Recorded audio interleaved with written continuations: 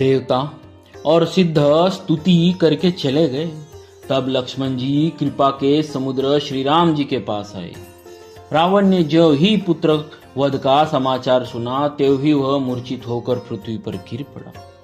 मंदोदरी छाती पीट पीट कर और बहुत प्रकार से पुकार पुकार कर बड़ा भारी विलाप करने लगी। नगर के सब लोग शोक से व्याकुल हो गए। सभी रावण को नीच कहने लगे। तब रावण ने सब स्त्रियों को अनेकों प्रकार से समझाया कि समस्त जगत का यह दृश्य रूप नाशवान है, हृदय में विचार कर देखो। रावण ने उनको ज्ञान का उपदेश किया। वह स्वयं तो नीच है पर उसकी कथा बातें शुभ और पवित्र है। दूसरों को उपदेश देने में तो बहुत लोग निपुण होते हैं, पर ऐसे लोग अधिक नहीं हैं जो उपदेश के अनुसार आचरण भी करते हैं। रात बीत गई, सवेरा हुआ। रीछ वानर फिर चारों दरवाजों पर जा डटे। योद्धाओं को बुलाकर दशमुख रावण ने कहा, लड़ाई में शत्रु के सम्मुख जिसका मन डावाडोल हो, अच्छा है वह अभी भाग जाए। युद्ध में जाकर विमुख होने भागने में भलाई नहीं है। मैंने अपनी भुजाओं के बल पर वैर बढ़ाया है। जो शत्रु चढ़ाया है उसको मैं अपने ही उत्तर दे लूंगा। ऐसा कहकर उसने पवन के समान तेज चलने वाला रथ सजाया। सारे जुझाऊ लड़ाई के बाजे बजने लगे। सब अतुलनीय बलवान वीर ऐसे चले मानो काजल की आंधी चली हो। उस समय असंख्य अशकुन होने लगे, पर अपनी भुजाओं के बल का बड़ा गर्व होने से रावण उन्हें गिनता नहीं है। अत्यंत गर्व के कारण वह शकुन अपशकुन विचार नहीं करता। हथियार हाथों से गिर रहे हैं, योद्धा रथ से गिर पड़ते हैं, घोड़े हाथी साथ छोड़कर चिंगाड़ते हुए भाग जाते। सियार गिद्ध कौवे और गिद्धे शब्द कर रहे हैं। बहुत अधिक कुत्ते बोल रहे हैं। उल्लू ऐसे अत्यंत भयानक शब्द कर रहे हैं मानो काल के दूत हो, मृत्यु का संदेशा सुना रहे हो। जो जीवों के द्रोह में रत है, मोह के वश हो रहा है, राम विमुख है और काम आसक्त है, उसको क्या कभी स्वप्न में भी संपत्ति, शुभ शकुन और चित्त की शांति हो सकती है। राक्षसों की अपार सेना चली। चतुरंगिनी सेना की बहुत सी टुकड़ियां हैं, अनेकों प्रकार के वाहन, रथ और सवारियां हैं तथा बहुत से रंगों की अनेकों पताकाएं और ध्वजाएं हैं। मतवाले हाथियों के बहुत से झुंड चले, मानो पवन से प्रेरित हुए वर्षा ऋतु के बादल हो। रंग बिरंगी बाना धारण करने वाले वीरों के समूह हैं, जो युद्ध में बड़े शूरवीर हैं और बहुत प्रकार की माया जानते हैं। अत्यंत विचित्र फौज शोभित है, मानो वीर वसंत ने सेना सजाई हो। सेना के चलने से दिशाओं के हाथी गिरने लगे, समुद्र क्षुभित हो गए और पर्वत डगमगाने लगे। इतनी धूल उड़ी कि सूर्य छिप गए। फिर सहसा पवन रुक गया और पृथ्वी अकुला उठी। ढोल और नगाड़े भीषण ध्वनि से बज रहे हैं, जैसे प्रलय के काले बादल गरज रहे हो। भेरी, नफीरी, तुहरी और शहनाई में योद्धाओं को सुख देने वाला मारू राग बज रहा है। सब वीर सिंहनाद करते हैं और अपने अपने बल पौरुष का बखान कर रहे हैं। रावण ने कहा, हे उत्तम योद्धाओं, सुनो, तुम रीछ वानरों के ठट्ट को मसल डालो और मैं दोनों राजकुमार भाइयों को मारूंगा। ऐसा कहकर उसने अपनी सेना सामने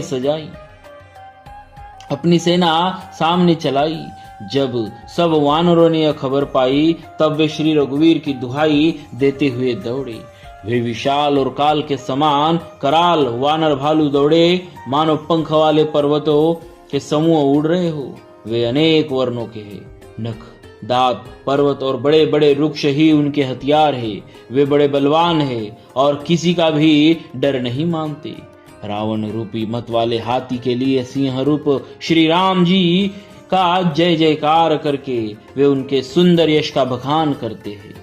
दोनों ओर के योद्धा जय जयकार करके अपनी अपनी जोड़ी जान चुनकर इधर श्री रघुनाथ जी का और उधर रावण का बखान करके परस्पर भिड़ गए। रावण को रथ पर और श्री रघुवीर को बिना रथ के देखकर विभीषण जी अधीर हो गए। प्रेम अधिक होने से उनके मन में संदेह हो गया कि बिना रथ के रावण को कैसे जीत सकेंगे।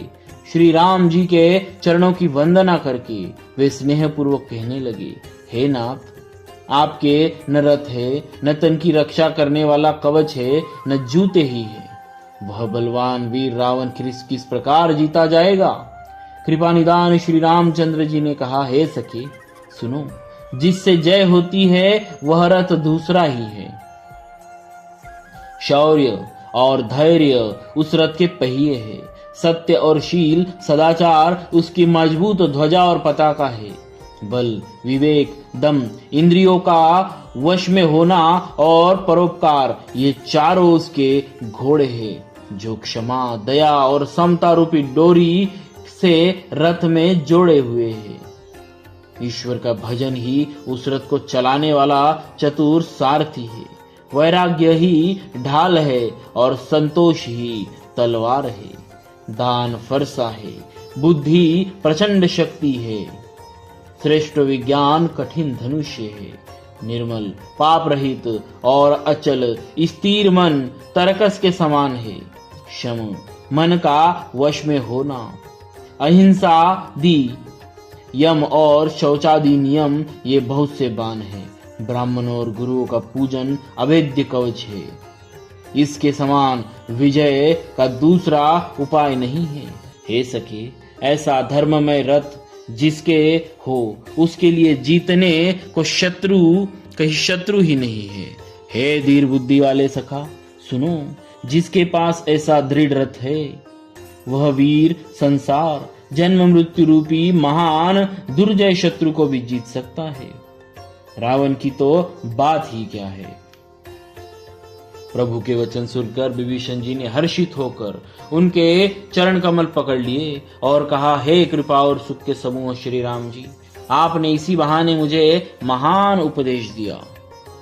उधर रावण ललकार रहा है, इधर से अंगद और हनुमान, राक्षस और रीछ वानर अपने अपने स्वामी की दुहाई देकर लड़ रहे हैं। ब्रह्मा आदि देवता और अनेकों सिद्ध तथा मुनि विमानों पर चढ़े हुए आकाश से युद्ध देख रहे हैं।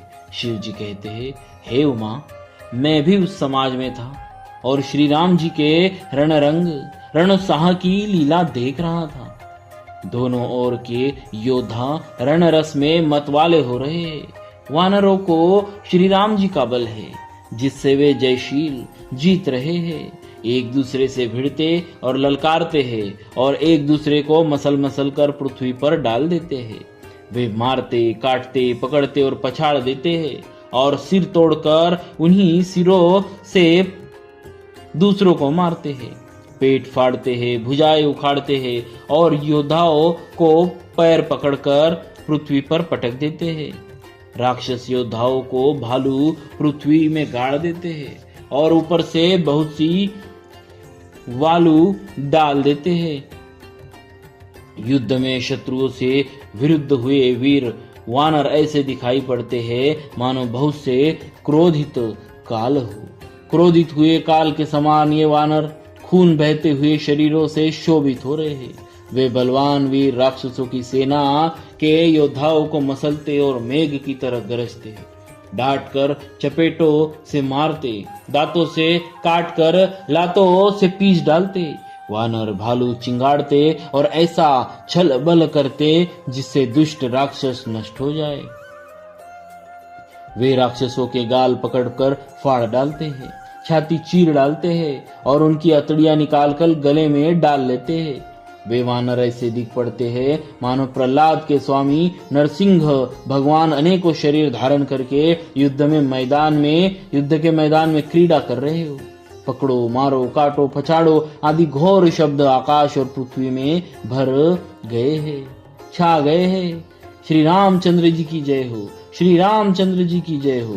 जो सचमुच तृण से वज्र और वज्र से तृण कर देते हैं, निर्बल को सबल और सबल को निर्बल कर देते हैं।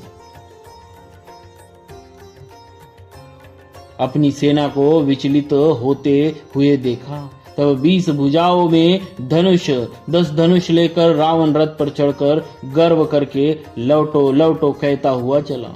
रावण अत्यंत क्रोधित होकर दौड़ा। वानर हुंकार करते हुए लड़ने के लिए उसके सामने चले। उन्होंने हाथों में वृक्ष, पत्थर और पहाड़ लेकर रावण पर एक ही साथ डाले। पर्वत उसके वज्रतुल्य शरीर में लगते ही तुरंत टुकड़े टुकड़े होकर फूट जाते हैं। अत्यंत क्रोधी रणोन्मत्त रावण रथ रोक कर अचल खड़ा रहा, अपने स्थान से जरा भी नहीं हिला। उसे बहुत ही क्रोध हुआ और वह इधर उधर झपट कर और डपट कर वानर योद्धाओं को मसलने लगा। अनेकों वानर भालू हे अंगद, हे हनुमान, रक्षा करो पुकारते हुए भाग चले। हे रघुवीर, हे गोसाई, रक्षा कीजिए, यह दुष्ट काल की भांति हमें खा रहा है। उसने देखा कि सब वानर भाग छूटे। तब रावण ने 10 धनुष पर बाण संधान की। उसने धनुष पर संधान करके बाणों के समूह छोड़े। वे बाण सर्प की तरह उड़कर जा लगते हैं। पृथ्वी, आकाश और दिशा विदिशा सर्वत्र बाण भर रहे हैं। वानर भागे तो कहां अत्यंत कोलाहल मच गया। वानर भालुओं की सेना व्याकुल होकर आर्त पुकार करने लगी। हे रघुवीर, हे करुणा सागर, हे पीड़ितों के बंधु, हे सेवकों की रक्षा करके उनके दुख हरने वाले हरि। अपनी सेना को व्याकुल देखकर कमर में तरकस कसकर और हाथ में धनुष्य लेकर श्री रघुनाथ जी के चरणों पर मस्तक नवाकर लक्ष्मण जी क्रोधित होकर चले। लक्ष्मण जी ने पास जाकर कहा, अरे दुष्ट, वानर भालुओं को क्या मार रहा है?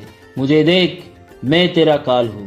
रावण ने कहा, अरे मेरे पुत्र के घातक, मैं तुझी को ढूंढ रहा था।